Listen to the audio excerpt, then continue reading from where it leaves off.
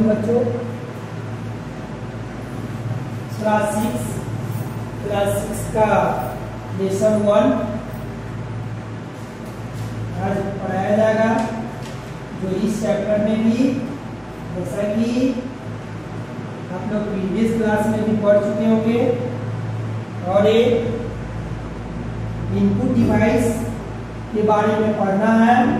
और input device में बहुत सारे इसके पॉइंट्स दिए गए हैं, और हम लोग तो क्लास 6 है इनपुट डिवाइस।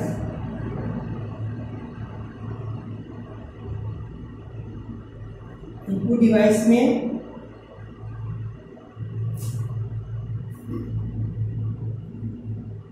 बताया जा रहा है कि input device data is accepted by a computer और the input device attach to it. यानी इनपुट डिवाइस के द्वारा अटैच करके किसी भी डेटा को एक्सेप्ट किया जाता है। The standard input devices is keyboard and mouse. एक स्टैंडर्ड इनपुट डिवाइस है जो कीबोर्ड और माउस को कहा गया है। Example of other output device for joystick, mouse, web camera, magnetic ink, character recognition, optical mark, recognition, optical character, ये सारे light pen, touch pen, smart card reader, digital reader, ये सारे जो है हमारे इनपुट डिवाइस है। और ये सारे इनपुट डिवाइस के माध्यम के द्वारा हम लोग सिस्टम में किसी न किसी डेटा को फीडिंग किया जाता है। You have already read out some of the commonly used input device in earlier classes। अब प्रीवियस क्लास में बहुत सारे इनपुट डिवाइस के बारे में पढ़े होंगे और उनकी जानकारी आप लोगों को होगा। You will learn about a few more in this chapter। और उससे आगे हम इनपुट डिवाइस में आगे पढ़ेंगे कि क्या है। तो keyboard, mouse, joystick, light pen, scanner, ये सारे इनपुट डिवाइस प्रीवियस क्लास में पढ़े होंगे, और आज क्लास 6 में बारकोड रीडर के बारे में पढ़ना है। तो पहला है बारकोड रीडर। इनपुट डिवाइस में पहला बारकोड रीडर।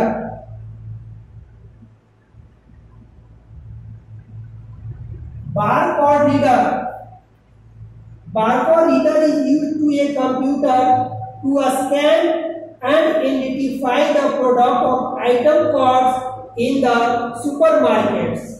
बारकोड रीडर्स का प्रयोग किसी भी आइटम को स्कैन करने के लिए या उसके प्रोडक्ट की जानकारी प्राप्त करने के लिए इस बारकोड रीडर डिवाइस के माध्यम से जानकारी प्राप्त कर सकते हैं। तो सबसे ज्यादा बारकोड रीडर डिवाइस का जो है वह सुपरमार्केट में यूज किया गया है, और उसमें बहुत सारे साइनिंग ऐसे बारकोड रीडर का दिया हुआ रहता है इस टाइप का, और इसके नीचे कुछ नंबर रहता है।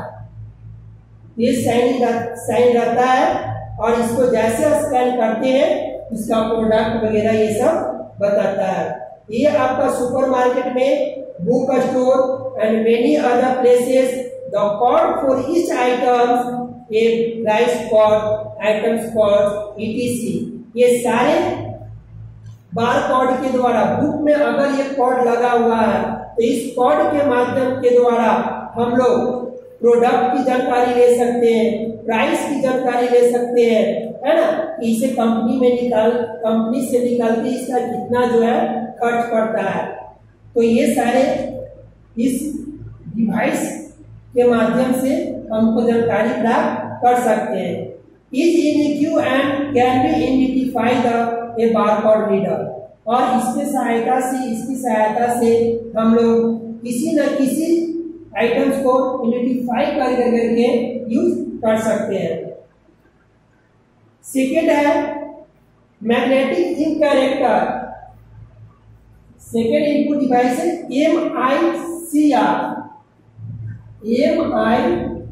MICR। इसका फुल फॉर्म होता है मैग्नेटिक इंक कैरेक्टर।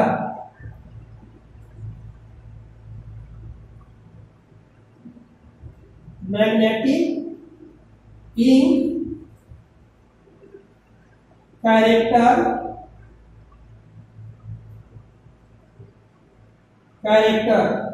रीडर, यानी इसका क्वेश्चन आ सकता है व्हाट स्टैंड फॉर MICR। तो MICR stand for magnetic ink character reader. यह भी एक इनपुट डिवाइस है। Magnetic ink character readers reads the special character printed using a special magnetic ink on checks etc. Magnetic ink character reader के माध्यम के द्वारा किसी भी स्पेशल प्रिंटेड किया हुआ पेज को रीड कर सकते हैं। MICR font E13 originated from United States of America and consists of character set having 10 numbers 0 to 9 and 4 symbols। इस मैग्नेटिक कैरेक्टर डिवाइस में मैग्नेटिक इंक कैरेक्टर डिवाइस में 0 से 9 डिजिट तक दिया हुआ रहता, सेट किया हुआ रहता है, और इसके साथ 4 सिंबल रहते हैं, और उसके माध्यम से हम लोग किसी भी चीज को, आइटम्स को रीड कर सकते हैं। उसके बाद है बायोमेट्रिक डिवाइस। थर्ड है आपका biometric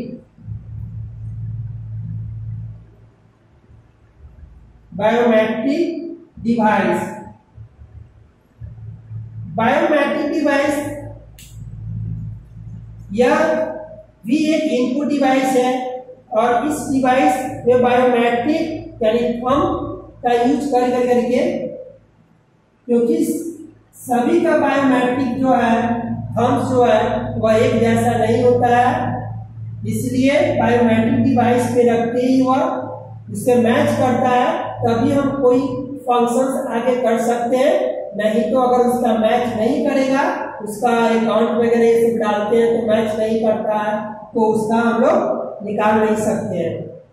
biometric allow people to identify based on uniques character.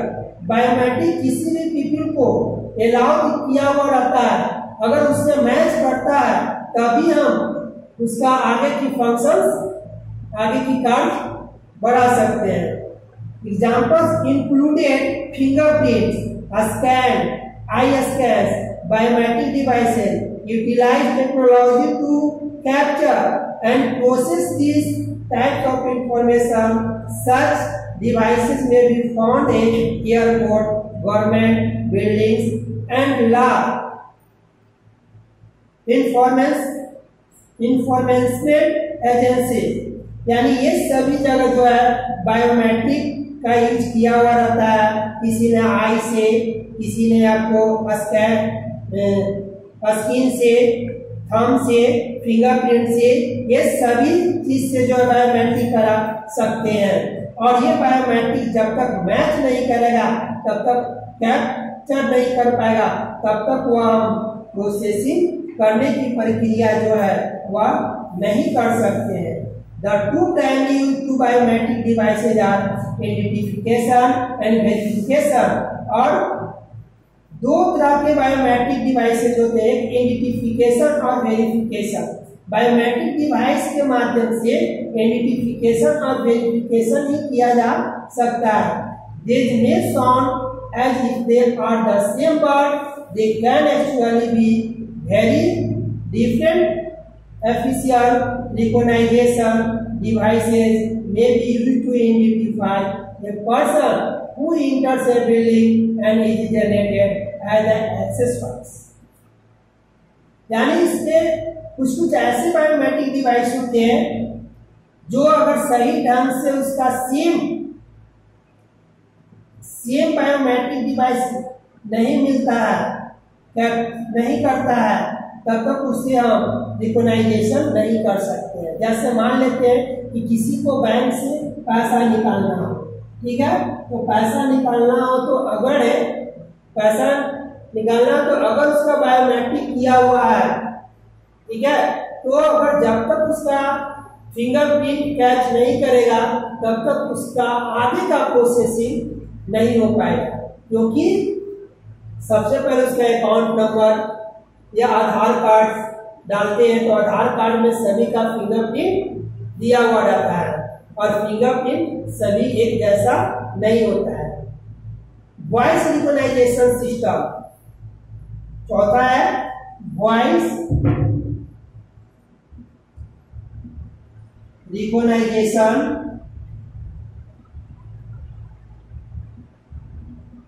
System. Voice recognization system के द्वारा भी जो है हम लोग कर सकते हैं। जैसे मान लेते हैं कि हम कोई स्पीकर ले लिए, मोबाइल ले लिए, है ना, उसको ऑडियो हमरा करके बोल रहे हैं तो वो भी एक इनपुट ही है, वो भी वह कैच करता है। A voice recognition system translates your voice into commands because to their limitations and high cost voice recognition system had traditionally been used in a few specialized situations.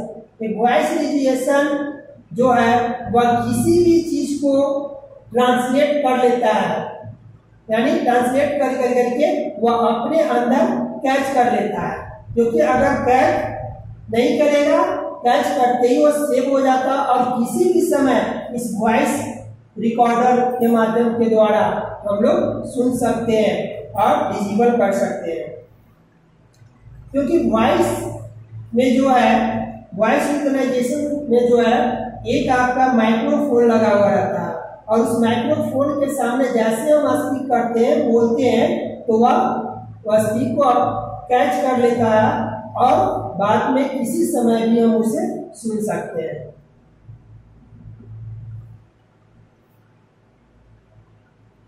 अभी बहुत सारे पॉइंट हैं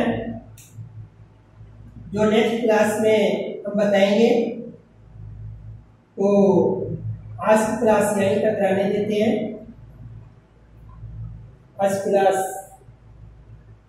यहीं तक रहने देते हैं। नेक्स्ट क्लास में हम लोग इनपुट डिवाइस के बारे में आगे पढ़ेंगे। Thank you.